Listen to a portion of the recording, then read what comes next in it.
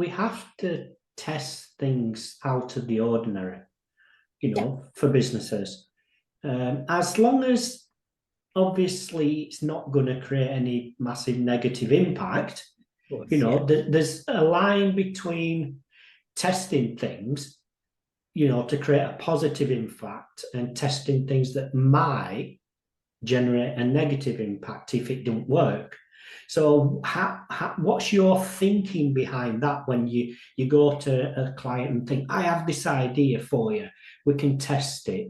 What's your thinking behind, well, I know it's not going to create a negative impact, but let's see if it will create a positive impact?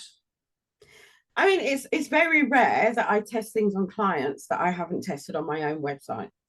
Because if I'm not prepared to take the risk with my own website, why should I take the risk with a site that someone is paying me to make the most of?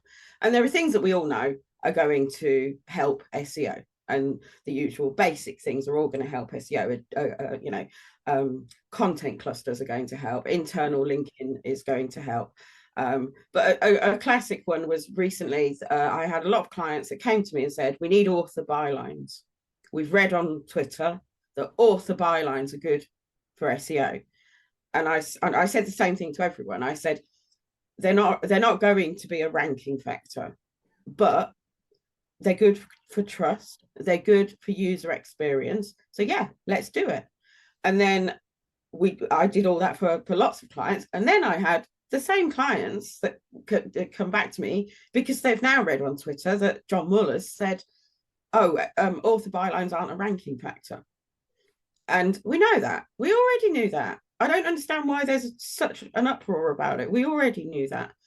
And so all of these sites, and including some of my clients, are like, right, take them off.